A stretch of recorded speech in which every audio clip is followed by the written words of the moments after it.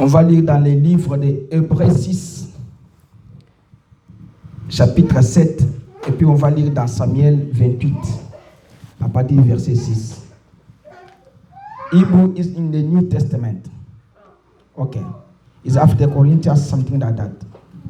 After, go to the,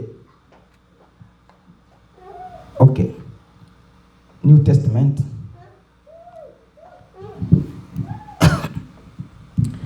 Hébreux 6, je vais lire Hébreux 6 d'abord. Hébreux 6, verse 7. Lorsqu'une terre est abreuvée par la pluie qui tombe souvent sur elle et qu'elle produit une herbe utile assez pour qui elle est cultivée, elle participe à la bénédiction de Dieu. Mais si elle produit des épines et des chardons, elle est réprouvée et prête d'être maudite, et on finit par y mettre le feu. Alors, je lis encore Samuel 28. Yeah. Verset 6.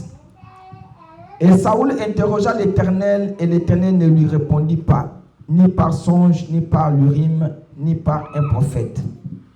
Et Saoul dit à ses serviteurs, cherchez-moi une femme qui évoque les esprits, et j'irai vers elle, et je la consulterai. Je pourrais vraiment taper sur quelque chose ici. Non. Et son serviteur lui dit, voici, il y a en dehors une femme qui vaut des esprits. Et Saoul se déguisa et revêtit d'autres vêtements. Et il s'en alla, lui et des hommes avec lui. Et ils vinrent chez la femme, et ils dirent, devine pour moi, je te prie par un esprit, et fais-moi monter celui que je te dirai. Et la femme lui dit, voici, tu sais que Saoul a fait, tu sais, il a retranché du pays tous les évocateurs d'esprit et disèrent de bonnes aventures. C'est pourquoi tu dresses un piège à mon âme pour me faire mourir. Et ça répondit, lui jura par l'Éternel, disant, l'Éternel est vivant, si t'arrive aucun mal.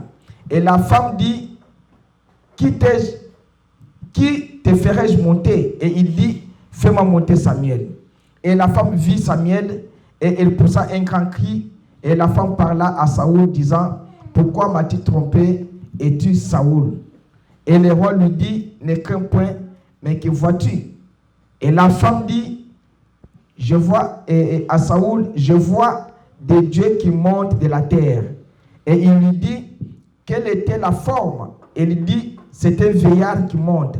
Et il est enveloppé de manteaux. Et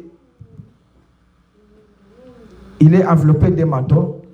Et Saoul connut que c'était Samuel, et il tint et le visage contre la terre et se prosterna. First Hebrews, yes. Today I'll be reading Hebrews chapter 6, verse 7. And 7 and 8. 7 and 8. And Samuel chapter 28.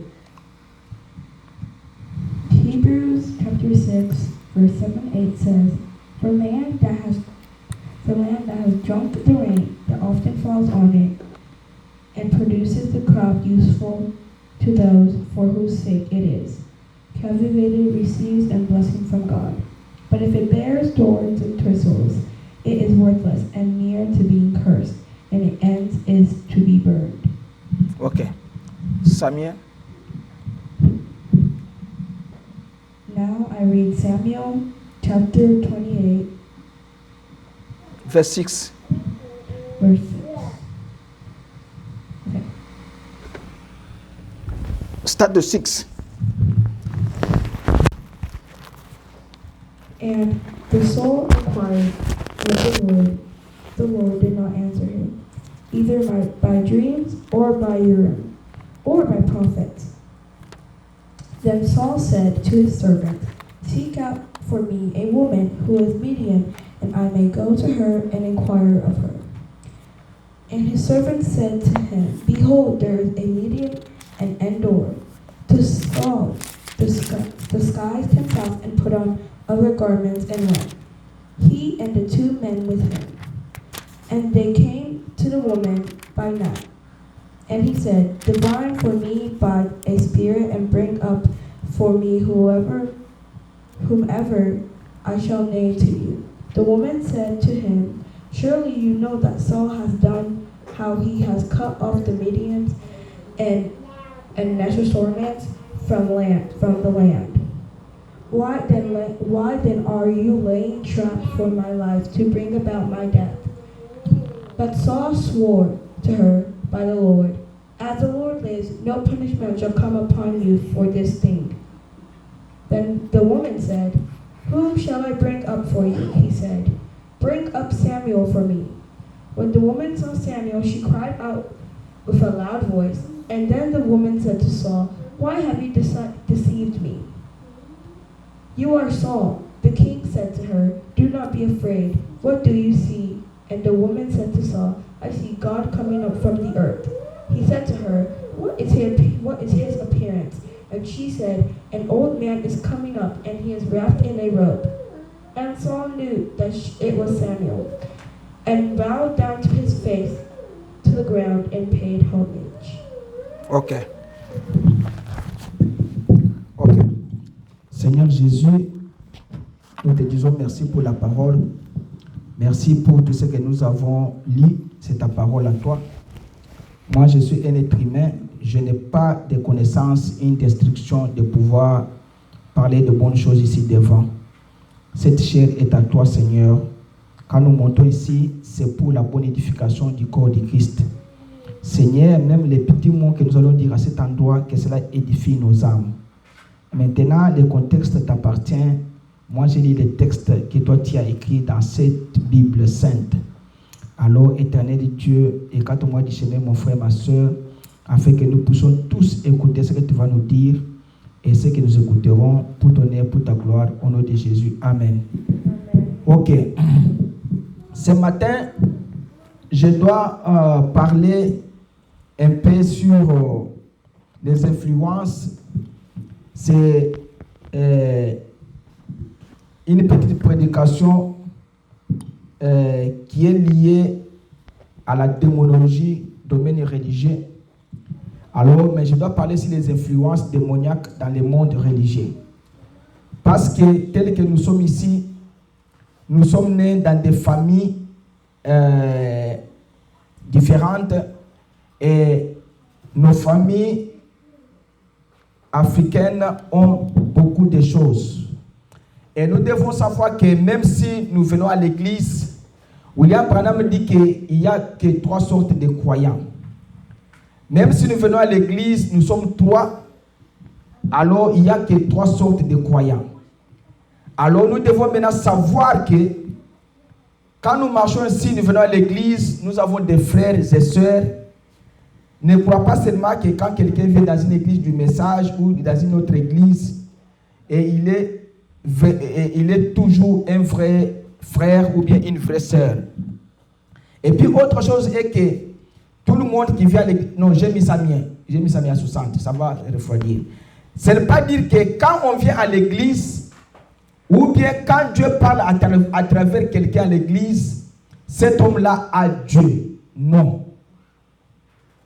Parce que ici, William Branham nous a montré que le Saint-Esprit, la pluie qui tombe, comme nous avons lu dans Hébreux 6:7, cette pluie ici qui tombe, ça tombe pour abreuver la terre. Alors quand la pluie tombe sur de bonnes semences et de mauvaises semences. Alors, quand la semence maintenant commence à pousser, Jésus-Christ a dit que nous allons reconnaître la vraie semence que par son fruit. Alors, ce n'est pas dire que quand nous venons à l'église, où il y a un pasteur, où il y a un frère dans une église qui prophétise qu'il est parfait et il a Dieu. Non. Parce que le Saint-Esprit peut tomber sur n'importe qui dans une église. Et il peut parler à travers un démon, il peut parler à travers un saint. C'est ce que nous voulons montrer aux gens, que ne craignez pas quand vous allez à l'église, ou bien quelqu'un qui vient comme ça, qui vous dit même les choses dans votre vie, et tu crois qu'il a Dieu, ou bien c'est un homme spécial. Non. Ici, William Branham avait rencontré des personnes. Ces deux personnes-là, l'autre parlait en langue, l'autre interprétait. Alors William Branham dit que je n'avais jamais vu de ma vie des personnes comme ça. Alors il les a aimés, il a voulu maintenant contacter ces deux personnes. Quand il a contacté la première personne, William Branham a trouvé que la première personne était un homme honnête, un homme de Dieu, un homme sincère. Et la deuxième personne que William Branham a rencontrée, il était un hypocrite. Il était marié, il avait une femme, mais il vivait avec une autre femme qui avait déjà fait des enfants. William Branham maintenant se demande comment un homme qui a une vie immorale comme ça peut interpréter des choses, peut entrer en esprit et interpréter des choses correctes, et l'assemblée est debout, tout est normal dans une assemblée. William Branham commença à s'inquiéter pourquoi une telle chose peut se faire, et il ne comprenait pas. Alors Dieu lui a dit de s'écarter un peu. Il s'est écarté, il est allé dans le bois comme il avait le temps de prier. Alors Dieu maintenant lui dit, alors prends Hébreu 6, prends Hébreu, ouvre, tu vas voir maintenant ce qui est là-bas. C'est quand il a ouvert maintenant Hébreu 6, il a dit, lorsqu'une terre est abreuvée par la pluie qui tombe, souvent c'est elle, et qu'elle produit une herbe utile assez pour qui cette herbe-là est cultivée. Elle participe à la bénédiction de Dieu. Mais si elle produit des épines et des charbons, elle est réprouvée et près d'être maudite, et on finit par y mettre le feu. Ça veut dire que la même pluie qui tombe, le même Saint-Esprit qui était tombé sur les apôtres, peut tomber sur un hypocrite, prophétiser et faire des choses grandes que vous ne pouvez pas imaginer, mais ça c'est tombé sur une mauvaise personne. Mais Dieu n'a pas le choix, même si cela est tombé sur une mauvaise personne, parce que la parole de Dieu nous dit que la pluie tombe sur des bonnes semences, des mauvaises semences. Alors, William Branham dit que Jésus-Christ lui-même a dit ceci dans Matthieu 13, 24.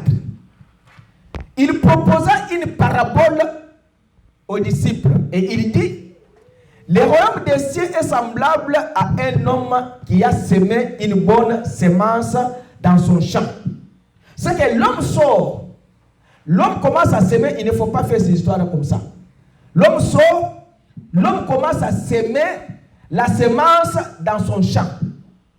Et pendant que les gens dormaient, ou pendant que lui aussi dormait, son ennemi vient et sema des livrets parmi le bleu.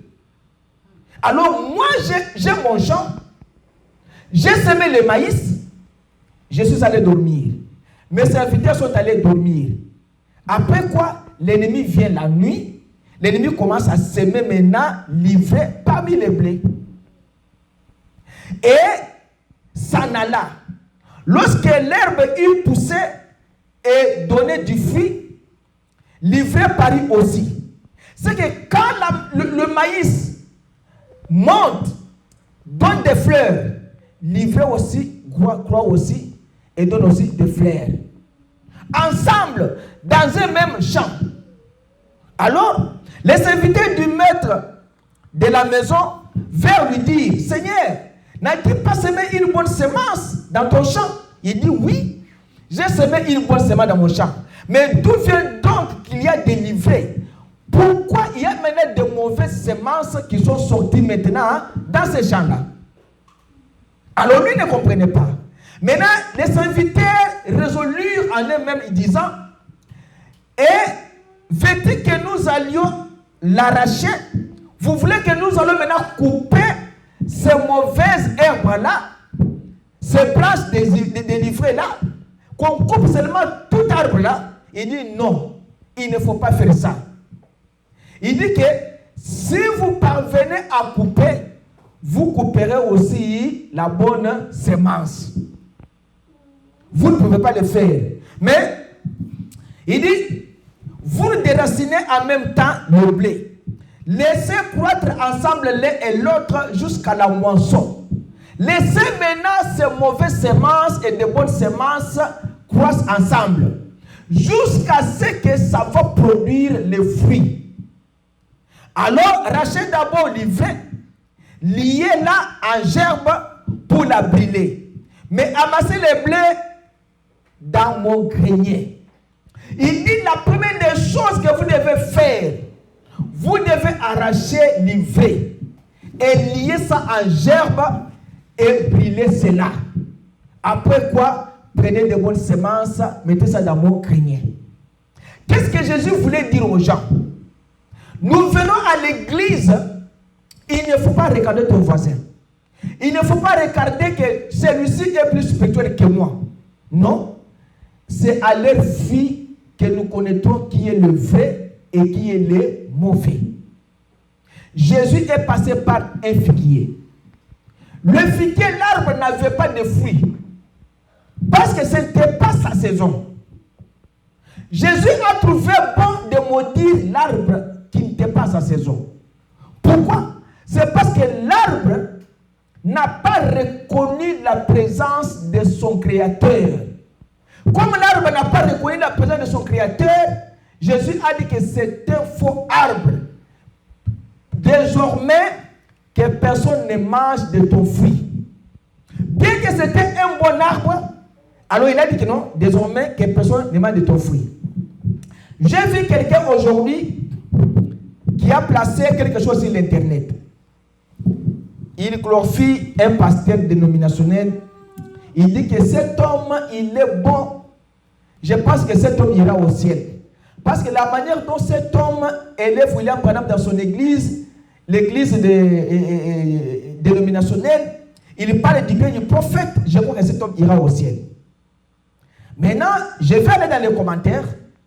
La première personne qui a commenté, ou bien la dernière personne qui a commenté, il a dit que frère, tu es dans le faux. Les jeunes hommes riches, il était aussi sincère plus que cet homme. Mais Jésus lui a dit que tu es sincère. Et Jésus a vérifié toute sa vie. Il a vu qu'il est sincère. Il donne sa dîme. Il craint Dieu. Il fait tout ce qui est correct. Mais la chose qui avait manqué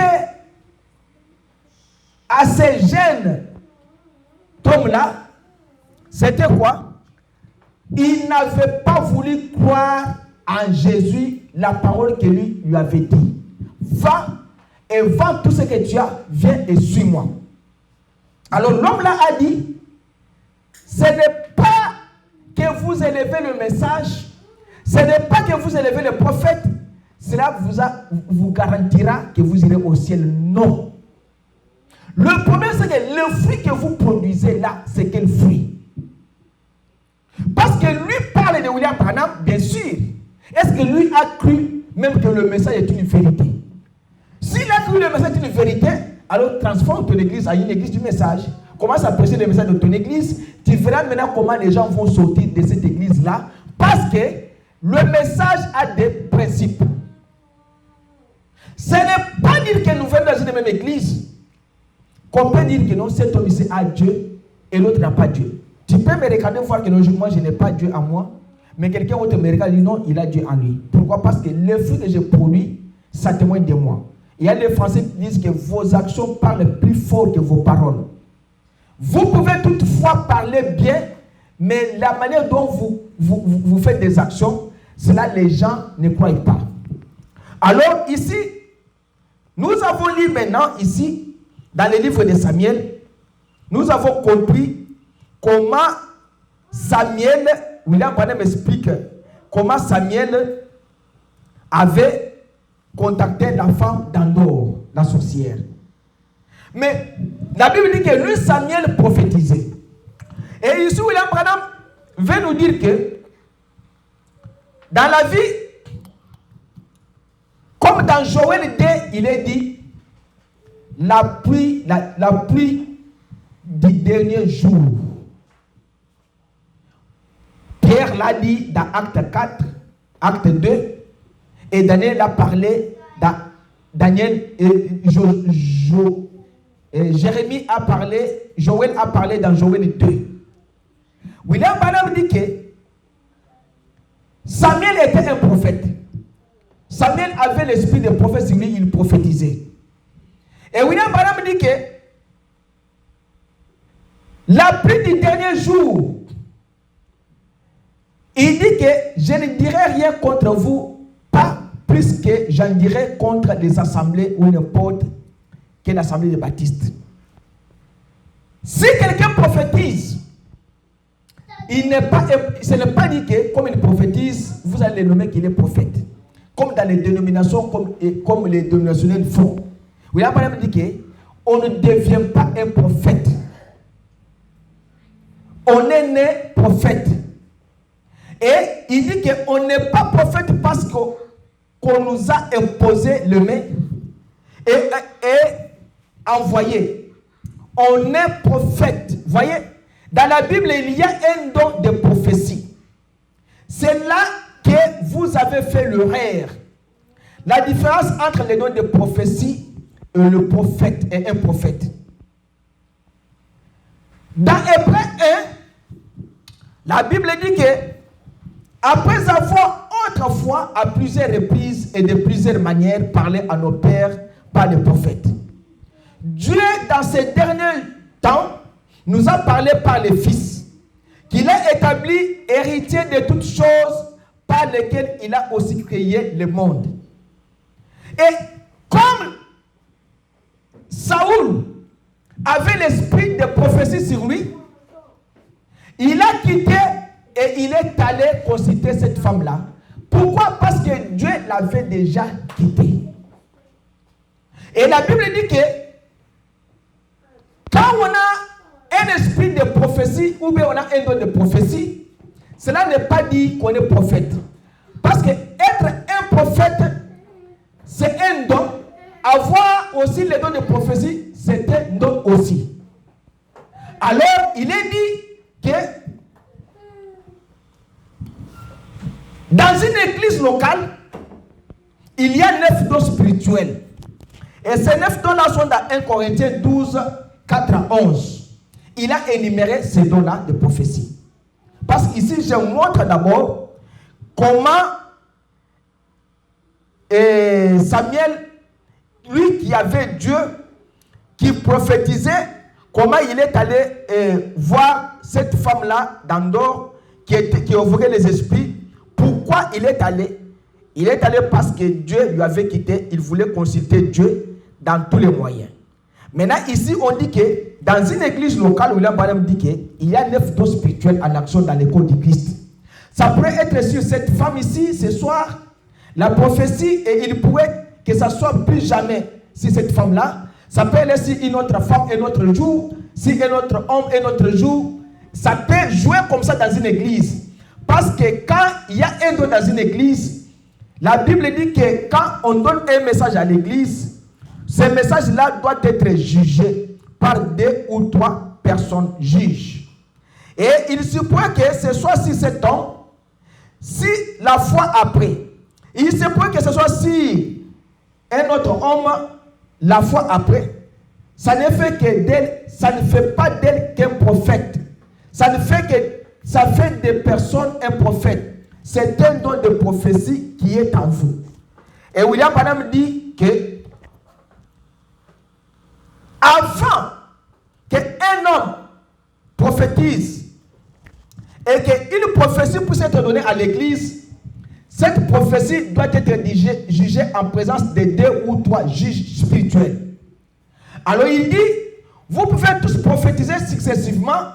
Si celui-ci a une révélation, que celui-là se taise.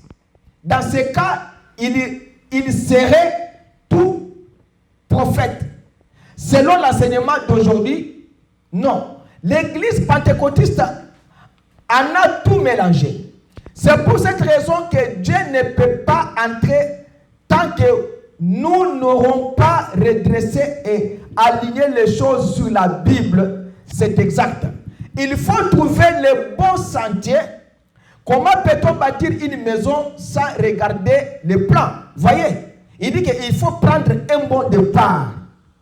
Il dit, 1 Corinthiens 14, 26 dit ceci, que faire donc, frères, lorsque vous vous rassemblez les uns ou les autres parmi vous, ont-ils un cantique, une instruction, une révélation, une langue, une interprétation, que tout se fasse pour l'édification?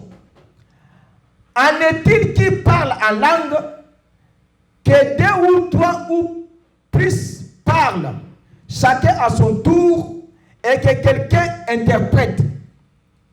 S'il n'y a point d'interprète, qu'on se taise dans l'église et qu'on parle en soi-même et à Dieu. Pour ce qui est des prophètes, que 2 ou 3 parlent et que les autres jugent. Et si un autre qui est assis a une révélation, que le premier se taise. Car vous pouvez tous prophétiser successivement afin que tout soit instruit et que tout soit exhorté.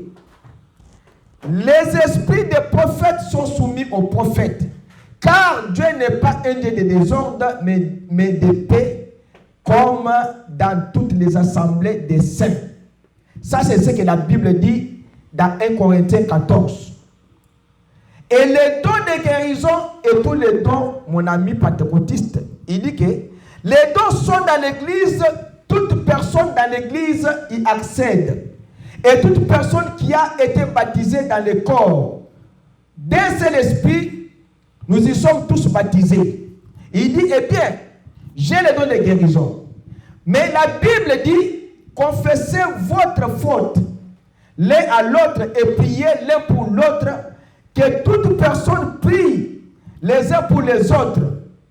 Nous ne sommes pas un groupe divisé, nous sommes un groupe collectif réuni. Voyez? Bon, et c'est comme ça que parfois les démons vont s'y apprendre pour agir. Ça veut dire que même si nous venons à l'église, nous devons d'abord confesser nos fautes les uns les autres. William va nous enseigner que quand il y a dans une église, il y a les dons doivent se réunir avant même que l'église commence pour voir qu'est-ce que Dieu peut faire ce jour-là et que Dieu peut parler à ce jour-là. Et William Branham dit que quand nous venons à l'église, nous ne pouvons pas être divisés. Nous sommes un groupe collectif et réuni. Et quand nous sommes collectifs, nous sommes réunis, les diables ne peuvent pas entrer. Mais quand nous sommes divisés, les démons vont s'y apprendre de nous. William Branham dit que c'est comme ça que parfois les démons vont s'y prendre pour agir. Un démon peut venir aussi au milieu de vous. Quand vous vous réunissez, les démons entrent aussi parce que vous avez des problèmes que vous n'avez pas réglés. Alors les démons entrent, les démons commencent à agir au milieu de vous. Parce que les démons, ce n'est pas un démon qui vient avec les cornes comme ça que vous voyez. C'est que William Branham dit quelque part que vous êtes même en veste comme ça, mais vous êtes un démon. Il dit que, observez ce que Paul a dit. Si quelqu'un parle en langue et quelqu'un d'autre interprète, que ce qu'il a dit soit jugé avant que l'église puisse les recevoir. C'est ça ce que William Branham a rencontré là-bas. Quelqu'un qui parlait en langue et l'autre jugé. Et celui qui interprétait, il avait un message. C'est celui qui donnait la prophétie. Il avait un vrai message venant de Dieu. Et celui qui interprétait avec l'esprit qui venait aussi de Dieu. Mais voilà, l'un était bon et l'autre était mauvais. Comment cela s'est fait que l'autre était bon et l'autre était mauvais? Paul dit que si quelqu'un parle en langue, que quelqu'un d'autre interprète, que quelqu'un d'autre interprète, que ce qu'il a dit soit jugé. c'est qu'il fallait qu'il y ait 3 personnes. Quelqu'un parle en langue, l'autre interprète, et qu'il y ait aussi un juge de ces messages-là, pour voir si ces messages-là venaient de Dieu, ou les messages ne venaient pas de Dieu avant que l'Église puisse recevoir ces messages. C'est comme ça que les choses se passent. Les diables peuvent aussi agir de la même façon que vous agissez aussi avec l'Esprit de Dieu. William Branham dit que, mais ça sera un avertissement adressé à l'Église pour que l'Église puisse savoir que ces choses peuvent passer au milieu de vous. Quelqu'un peut venir dans votre église, il est peut-être nouveau. Alors il commence à prophétiser, vous le prenez comme un homme important. Vous le prenez comme un homme spirituel. Non. Si nous connaissons la parole du Seigneur, William Branham dit que même les songes que nous avons, les songes doivent être conformes à la parole du Seigneur. Là, vous devez le savoir bien. Si un songe ne se conforme pas à la parole de Dieu, c'est un songe qui vient du diable. Ça, c'est ce que William Branham a dit. Il dit que, alors, si des bons juges disent, recevons cela, ce message-là, très bien, c'était le message du Seigneur. Et le deuxième dit, recevons-les. Que par la bouche de 2 ou 3 témoins, toute la parole soit établie. Alors l'Église les reçoit et on se prépare en conséquence. Sur les messages, si ce qui a été dit n'arrive pas, alors vous avez un mauvais esprit parmi vous. C'est ce que William Branham dit. C'est exact. Et si la chose arrive, alors remerciez Dieu. L'Esprit de Dieu est parmi vous. Voyez. Alors c'est là qu'il faut bien surveiller et être prudent. Donc, ne cherchez pas à forcer les choses. Il n'y a rien que je puisse faire pour avoir les yeux bruns. Si j'en ai de bleus. Voyez-vous, il faut que je me contente de mes yeux bleus. Maintenant, c'est là que les démons agissent dans les sphères des gens spirituels. Les démons agissent comment? Parce qu'ici, William Branham dit que quand le message est donné, si le premier juge dit que c'est bien, l'Église doit recevoir. Si le deuxième juge dit que non, c'est bien, alors il faut recevoir parce que vous savez maintenant que c'est l'Esprit de Dieu qui est au milieu de vous. Mais si ce message, si c'est que le message ou bien la personne qui a donné le message est rejeté par les juges, sachez que le mauvais esprit est au milieu de vous. C'est pourquoi William Branham dit que vous devez premièrement être un groupe collectif et réuni. Vous devez prier ensemble, ne pas avoir de problème au milieu de vous, afin que le diable ne puisse pas prendre l'un de vous et lui donner un message afin que ce message soit rejeté. Parce que la Bible dit que si au milieu de vous, ça c'est ce que la Bible dit, il y a quelqu'un que je parle, je le parlerai en songe par les moyens. La Bible a donné les 3 moyens là. Il a donné les 3 moyens. Le premier moyen c'est par les prophètes. Le deuxième moyen, il a donné c'est par les songes ou visions. Et le troisième moyen, c'est pas l'Urim Tumim.